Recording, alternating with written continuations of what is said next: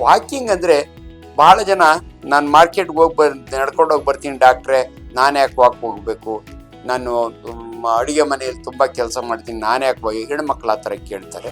But exercise is ಏನು prescribed. ಹೆಂಗೆ exercise ಅಂದರೆ ಸಿಂಪಲ್ಲ ನಿಮ್ಗೆ ಹೇಳ್ತೀನಿ. Walking is the best exercise. Jogging ಅಲ್ಲ, ಓಡಬೇಡಿ ಅಂತ ಹೇಳ್ತೀವಿ, ಬ್ರಿಸ್ಕ್ ವಾಕಿಂಗ್. ಎಷ್ಟು ಅದಕ್ಕೇನಾದರೂ ಇದೆಯಾ? 70 ವರ್ಷ, ನನಗೆ 70 ವರ್ಷ, ನಾನು ನಡೆಯೋದಕ್ಕೂ ನನ್ನ ಮಗ 40 ವರ್ಷ ಅವನು ನಡೆಯೋದಕ್ಕೂ ವ್ಯತ್ಯಾಸ ಇರಬೇಕು. ಇಬ್ಬರು ಒಟ್ಟಿಗೆ ನಡೆಯೋದಲ್ಲ. ಯಾಕಂದರೆ ಅದಕ್ಕೊಂದು ಫಾರ್ಮುಲಾ ಇದೆ. 220 ಮೈನಸ್ ದ ಏಜ್ ಏನು ಬರುತ್ತಲ್ಲ ಅದ್ರ 70% ವಾಕ್ ಮಾಡಿದಾಗೆ ಹಾರ್ಟ್ ರೇಟ್ ಇರಬೇಕು ಅಂತ. ನೋಡಿ, ನಾರ್ಮಲ್ ಹಾರ್ಟ್ ರೇಟು 72ರಿಂದ 80 ಇರುತ್ತೆ. ಸೊ ಫಾಸ್ಟಾಗಿ ನಡೆದಾಗೆ ಅಟ್ಲೀಸ್ಟ್ 90-100ಕ್ಕೆ ಹೋಗಬೇಕು.